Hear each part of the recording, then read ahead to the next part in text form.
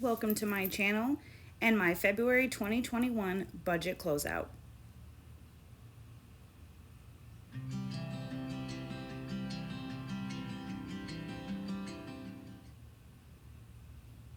Hello paycheck planners. I'm going to be closing out my February 2021 budget.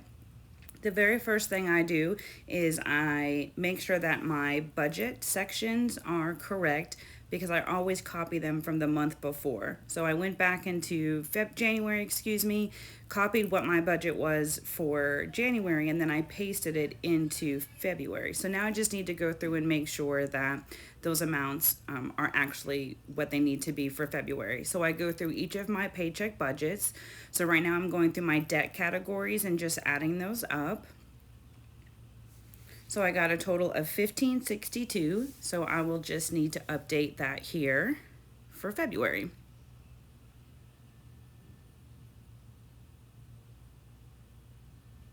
So I'm just going to speed this up. I'm literally just going through every single category in my budget and just making sure that my budgeted amount is correct on my spending overview.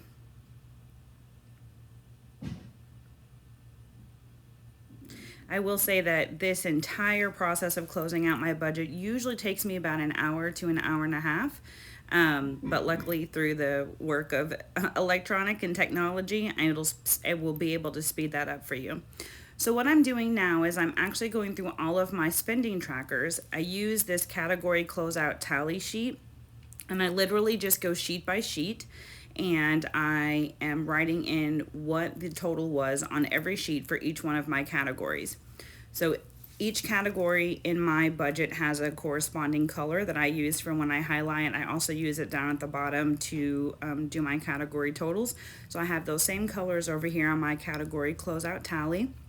And I'm just going through this first sheet here, and any category that I spent in on this sheet, I'm just adding those totals to my tally sheet so that I can get little mistake here, so that I can get a total for how much I spent in each category for the entire month of February. So like here, this is my coffee category. We spent $14, so I add that in there. And then my saving category had $308.70. And then lastly, my sinking funds, which I had a total of $367. Now, I'm just going to move on to my next sheets and do the same exact thing, just going through every category that I spent in on each sheet and just adding that to my category closeout tally sheet so that I can get an entire total for the month without having to constantly flip back and forth. So this is just one extra step that I do to make my closeout a little bit easier.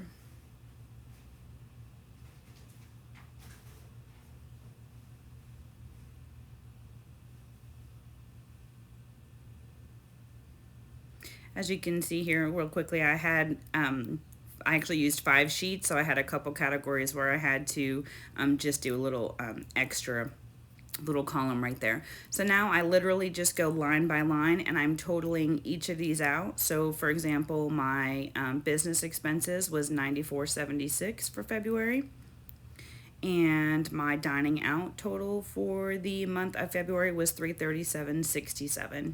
So again, just going to go through and add each of those lines up.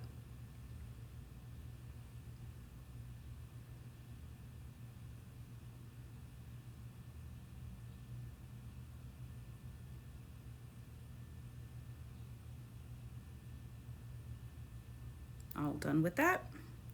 And now I'm going to, what I do right here on my February recap is I just double check that the totals that I got on my category closeout tally are the same totals that I had already calculated for those, and they were.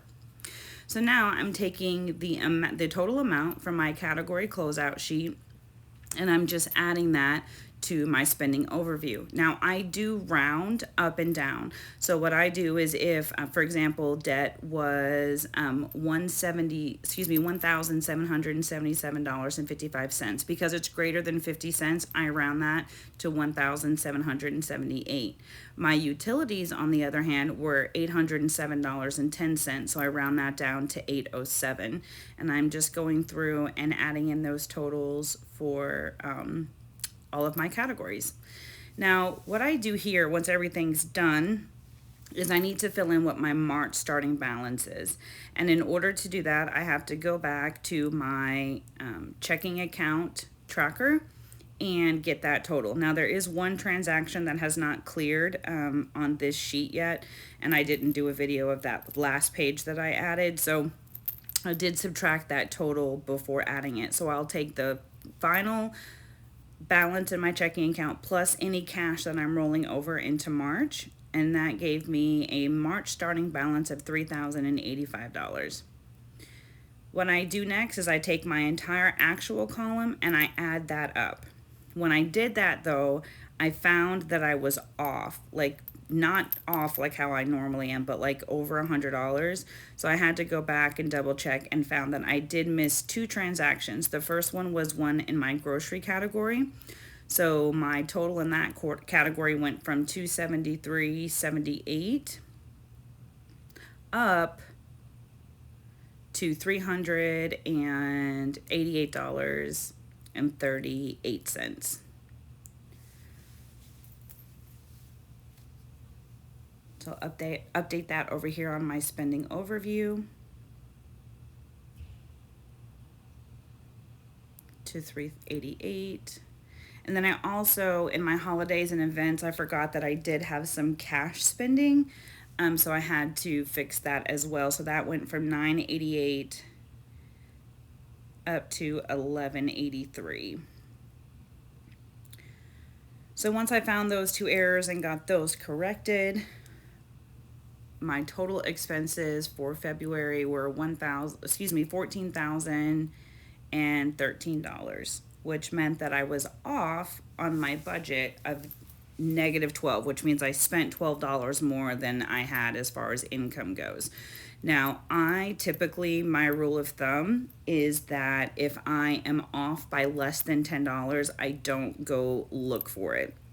I just assume it has to do with my rounding up and down, and I don't lose any sleep over it. However, if it's greater than 10, I do like to see if I can find where my error is, and I put this in the wrong spot. Let me move that down here.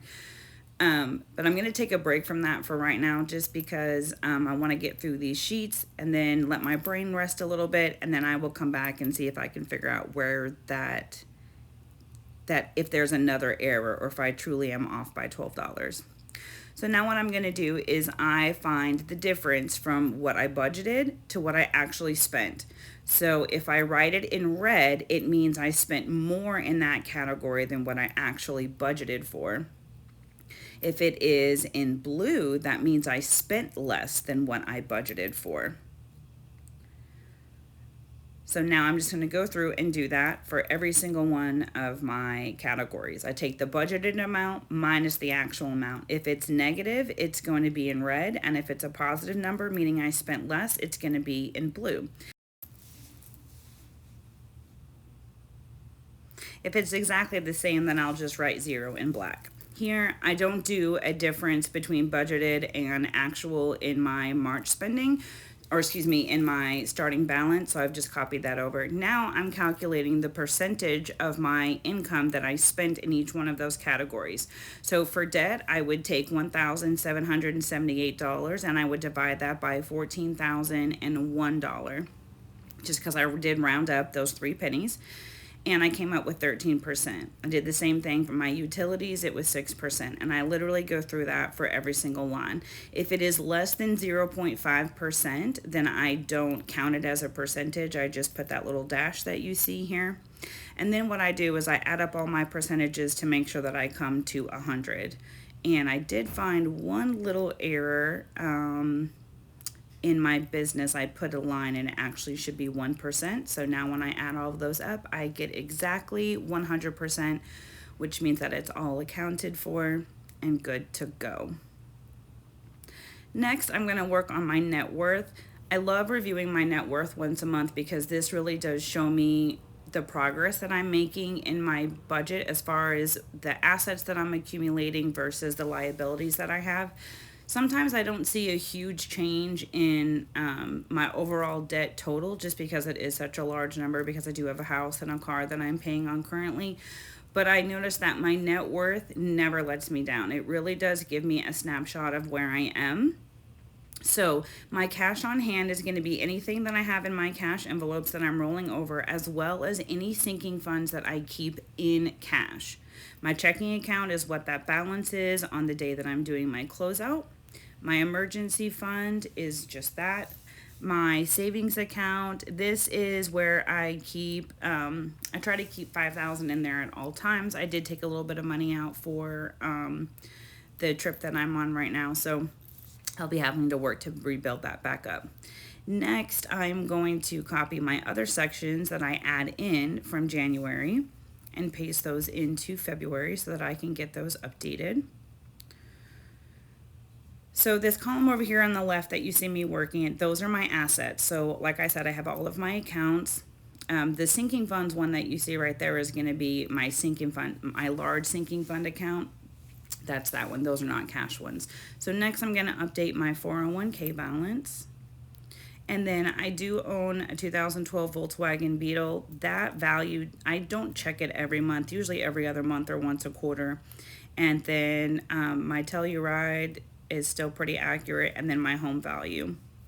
I usually check that once every 6 months just to see if there's been a change in that value. And I only do half of the value, as I only track half of my mortgage balance because my husband and I pay for our half separately. So now I'm copying all of my liabilities. I'm going to paste those into February and then update those balances. Get that in there all lined up. Perfect. So I'm updating the balance on my vehicle.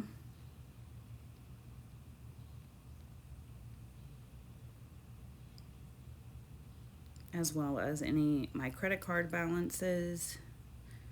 Now you can list these out individually. I don't, just because I do list them out individually over on my overview. So I just do a total here. My student loan balance did not change and my mortgage balance did not change. So now I total up all of my assets. I do keep the change when I'm doing this math. So you can see my total assets is $238,013.15. And then I total up all of my liabilities, which is $240,273.17. And oops, let me get this lined up here, and I need to put a dollar sign there, not a number 4. That makes it look like a really, really big number. So let me get that fixed here. There we go, much better. And then to find my net worth, you literally take your total assets minus your total liabilities. And then this is where I drop the change. I'll either round up or round down depending on what that change is. So my net worth for February is negative $2,260. So it's still negative, but oh my goodness, I am so incredibly close to having a positive net worth. I don't even care if it's $1. I am so excited. When I started my debt-free journey, my net worth was like negative 47,000. So just to see that improvement over time is just super motivating and makes me really excited to see my progress. So I am just copying my net worth from January so that I can add that to my February sheet.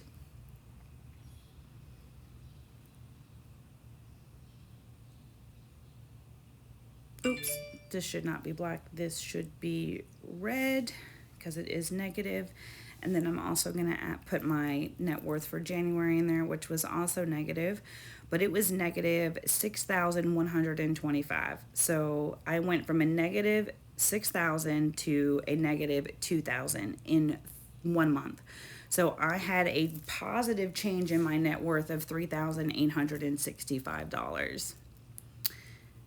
Okay, so now back over to looking at this error. So I went through, I was looking at some things, I was messing with some math, and I found out that I had double counted some income in my starting balance as well as income received. So I had to fix that.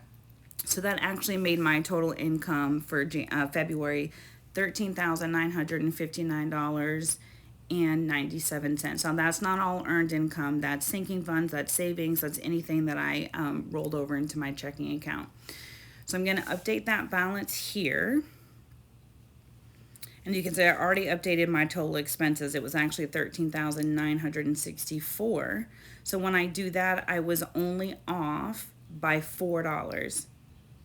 So my total income was 13,960. My expenses total 13,964 because I round up and down. I'm okay with a difference of 4. So thank you so much. That is my budget overview for February 2021. And until we speak again, happy budgeting.